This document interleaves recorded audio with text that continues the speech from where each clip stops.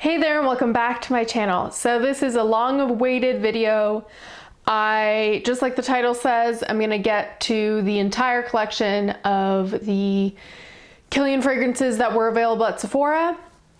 I don't know really what came over me over the past 6 months, I'd say. I picked up one, then the second, and I quickly knew I'm gonna become a completionist about this. And I'm happy I did because the collection's actually discontinued.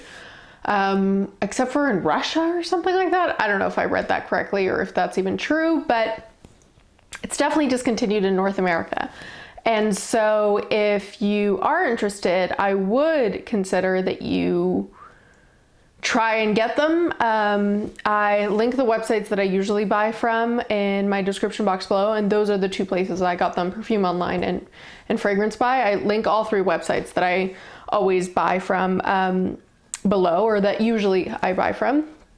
So I'm glad I got all 6. I know that there's like a Princess Rose de Mai version that was limited edition. I don't have that, and I think there was one more that again was only available in some countries or something, so I don't have that one either, but I pretty much have the whole collection. So we're gonna get into it, and I'm going to talk to you about them in order of my favorite to my least favorite. But spoiler alert, I like 5 out of the 6. I definitely like 5 out of the 6, and it's really just one I dislike.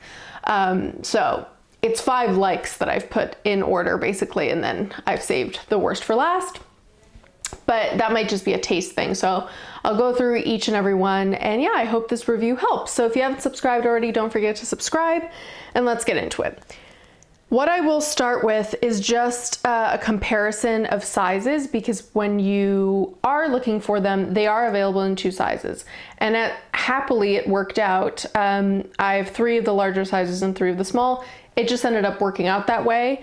If I do end up ever finding the Rose de Mai and then that other one that I don't know what it's called, I hope I find them where it's like one big, one small, so it'll match. But if I don't, I'm okay with it because I like how there's just an even balance when I set them up. So when you are looking for them, this is the size difference.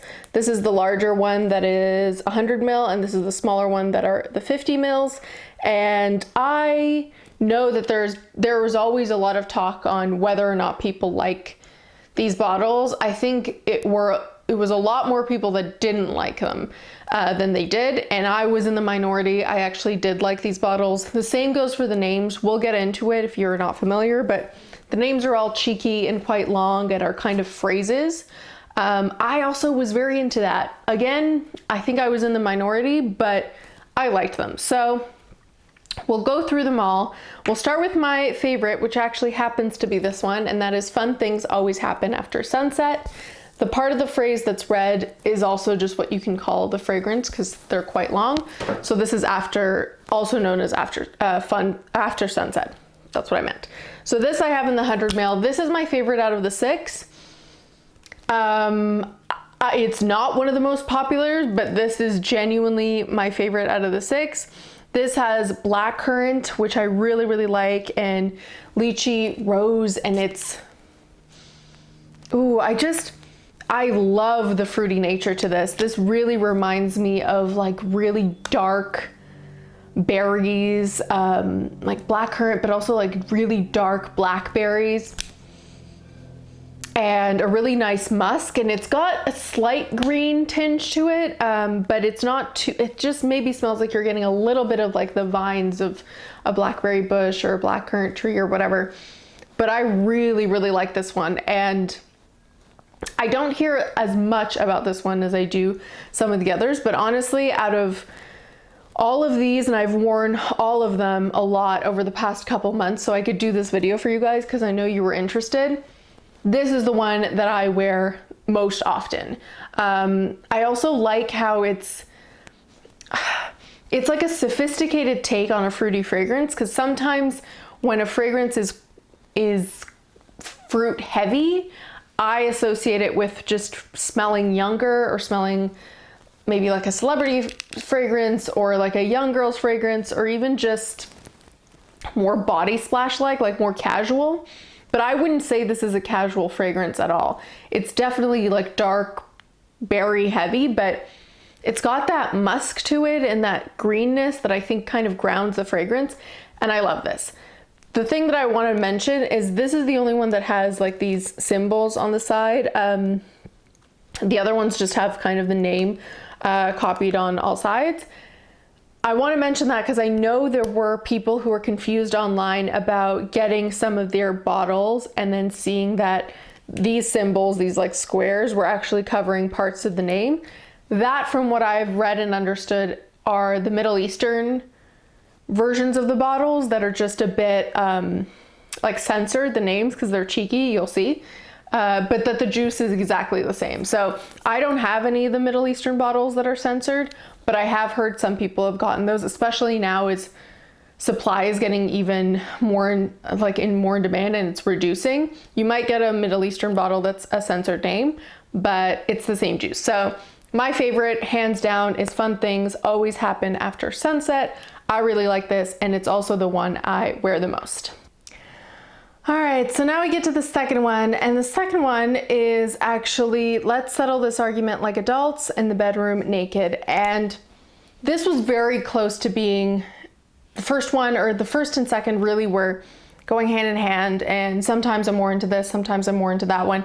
I was surprised because I thought this was going to be one of my least liked ones since it's got fig nectar, and anything with fig usually doesn't do that well with me, but I really like this, and this is possibly my favorite fig fragrance. I mean, maybe if I've said that before, never mind, but I really, really liked this, and I thought it's such a nice kind of like fig, bergamot, green opening, and then it's got this heart that's like this kind of undescribable soft floral. It's got violet, but I don't really smell violet. It just smells like soft florals and the most beautiful woody base. It's got like a sander, cedar, amberwood base.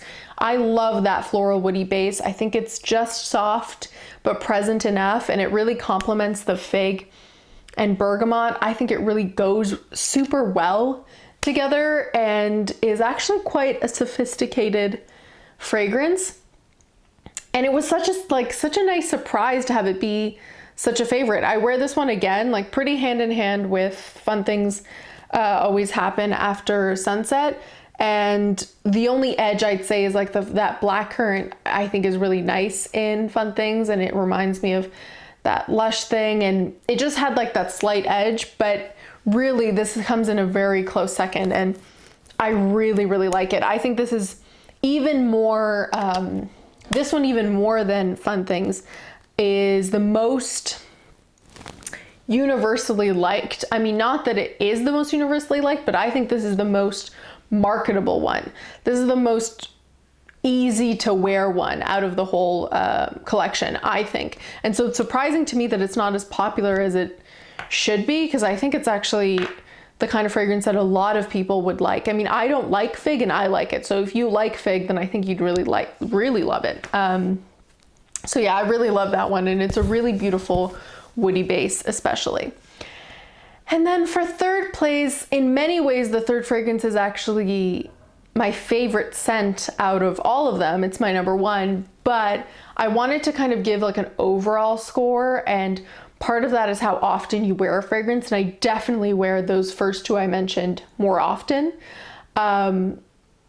I wear this one less often, but scent-wise, it is incredible. So we'll get into it. This one's Bad Boys Are No Good, But Good Boys Are No Fun. And this smells like Coca-Cola Lime. I mentioned it before. Oh my God, it's so delicious. This smells like a Coca-Cola with lime, fresh lime.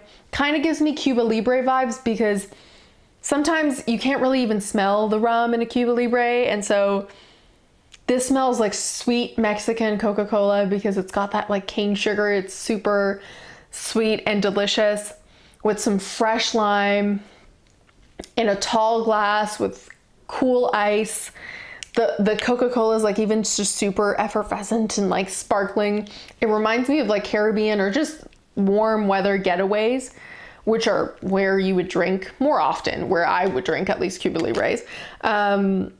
And I just love it. I love a drink type fragrance. I mentioned this before, whether it's like pop or soda or alcoholic drink fragrance, those notes are really appealing to me.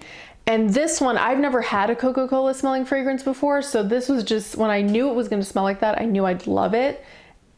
And I do. I love this fragrance. It's made me look up so many other Coca-Cola scented fragrances and wanting to try them.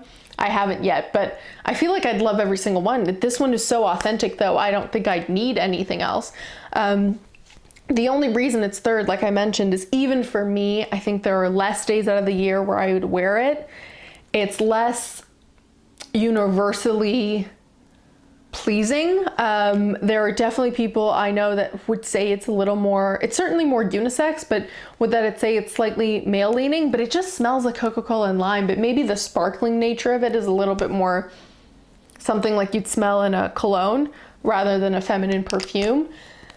Yes, there are less days out of the year. This is less perfumey and more just like Coca-Cola and lime compared to the other two, but it has a very high scent note. So overall, it's in my top 3, but I would put it in 3rd place. All right, so now we're gonna get to the 4th fragrance. And the 4th one's actually the most popular of the bunch. It's the one that most people like the most, but I'm just gonna be honest, and to my taste, after many months of wearing it, it's not my favorite. I do like it, but I put it in 4th place. So that is I Don't Need a Prince by My Side to Be a Princess. The short form is Princess. And this is the one where it has a flanker. It has the Rose de Mai flanker, which I've obviously never smelled. And I'll be honest, I do really like it, but I was very, very surprised that this was the most hyped. I'd sprayed it earlier on my hand, and I think it's just, I mean, it's a gourmand fragrance in that it has marshmallow and it has this like green tea kind of lemonade vibe to it, which I do like. It reminds me of like green tea drinks from Starbucks, so maybe that's what's making it popular. Slightly, obviously more sweet because of that marshmallow, and I do like it, but it's not extremely gourmand. And sometimes I feel like, at least fragrance YouTube or on Instagram, like certain areas of fragrances are very enamored with gourmands, and so it kind of just like skewers the market towards them, sometimes unequally, because sometimes I think like gourmands get higher praise than they would if they were like analyzed just plainly across the board. But this isn't even that gourmand. It's got like elements of it that are that, but I don't think it's like, I was just very confused that this would be the one that people picked out of the range that they thought was the favorite. Like if I were to guess, I would have guessed adults would be more people's favorite, of just like across the board, someone being drawn to it. But this, it's nice. I wear it. I do like it. I'm all for tea type fragrances, and marshmallow is actually a really nice addition to it. And I love the way it can sweeten up a fragrance, but in like a fluffy kind of warm way.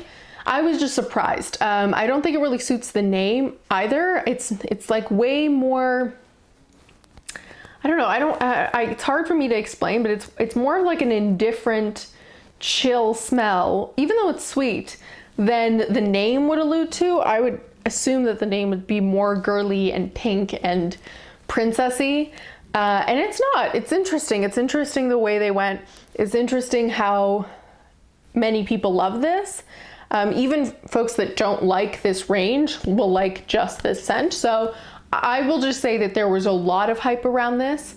There continues to be. And I've definitely tried very hyped fragrances that I agree with the hype, and very hyped fragrances that I disagree with the hype. And this was neither. This was just a fragrance where I tried it. I think the hype is perhaps too much to my taste, but it is a nice fragrance. So check it out if you're into green tea type fragrances that pull sweet. I think it's a really nice one. Then in 5th place, we've got Kissing Burn 6.4 calories a minute, wanna work out. And the short form is Kissing. And I remember why I've put this in 5th. So like I said, I like all 5. It's only the 6th one that I have a problem with. But the reason this falls into 5th specifically is because the base of this is really what I thought gonna be delicious and my favorite. It has milk, sugar, and vanilla, and whenever a fragrance has milk and sugar listed, I'm immediately interested to see how the perfumer kind of interprets those notes, how they make it milky and lactonic, how they bring in and play with sugar, because sometimes you'll have a sugared floral or a sugared fruit, but just to have sugar as a note, it's intriguing. And I'm all for a lactonic fragrance and a sugared fragrance, but the opening has like bergamot, and I think it has some florals like lily of the valley and rose, and I like those. Maybe only like 2 out of 20 times, so I don't want to give you the impression that it happens often, but every so often I'll smell it and it'll smell kind of like a sour milky. And while I like lactonic fragrances, I don't want to smell like sour milk. So I sprayed it earlier on my elbow area to kind of see how it felt today, because I'm like, oh, will it smell a little sour? And it did just right at the opening, but the more it stays on your skin, the more that goes away. And I don't know if it's like the bergamot milk mixing or if it's just the overall composition. It doesn't happen often, but the other ones never really stray on me. And every so often, this will just kind of turn me off a little bit, but it doesn't happen often enough for me to hate it or anything. I'll just say that if you are interested in this, they do sometimes have roller balls, which I'm not into, but they do have roller balls. You can get the smaller bottle, the 50 ml. You can just try to get a decant, or I would be a little bit more wary about this one just to make sure you like it. And that's why it falls into 5th place. And then finally, I won't spend a lot of time on the one I dislike, but it was disappointing because it's the one I wanted the most based on the name. It's a very like Gemini named fragrance, which worked for me. And I had a feeling I'd have problems with it because of the notes. And unfortunately I was right. I quite dislike it. So this is Yes, I Was Madly in Love, but that was yesterday. Thank God it's in the 50 ml. And the short form is Madly in Love. And I'm sure there's other notes in it, but I really just get 2 notes, raspberry and leather. And unfortunately, both of those notes, because sometimes I like them, sometimes I don't, depending on what they do in a fragrance. And in this one, they're both doing what I don't like. And it's unfortunate because the fragrance, I don't know why this always happens, but it's like beast mode. It is strong for hours and hours into the next day. It is so incredibly present and lingering that it's unfortunate that this is the case. But the raspberry, for example, is very sour, very tart, and doesn't smell like a real raspberry. It doesn't smell authentic. It smells like they were trying to flavor something with the raspberry synthetically, which is fine, but they like forgot to put any sugar or sweetness to it. So it's just like this tart synthetic raspberry. And the only other thing you smell is the most dark, rich, like rough black leather that is burnt. It is a burnt leather note like I've never smelled before. And I hope it's just me that's smelling this and whomever is wearing this is loving it. But neither of those 2 notes complement one another, but they also don't balance it. And it's just like one bad thing competing with the other. So I've really struggled with this. I've tried to like spray it on blankets or like my pillow to kind of see like, oh, maybe if it mellows out. By the time it mellows out, you're into the next day. So it's like, what's the point? And then it's just like a soft burnt leather. So it's unfortunate. This really didn't do anything for me. I really caution you to be sure that you like this sort of scent before you get it. Or at least be getting it on an incredibly good deal so you don't really care if it goes wrong and you can just resell it. But I just feel like they could have made this like a super fun, really light, like delicious note, and then like a darker note to kind of play with Madly in Love, but that was yesterday. And maybe they were trying to do that with these 2 notes, but it did not translate at all. So sorry to end on a negative note, but overall, I really, really like the range. Obviously, I wouldn't have bought them all if I didn't. And now is a great time to pick them up because they do pop up on sale before they kind of get super, super hard to find. So don't forget to let me know in the comments below which one of these you'd like to try or that you've already tried. I love to hear from you guys, and I'll see you next time. Bye.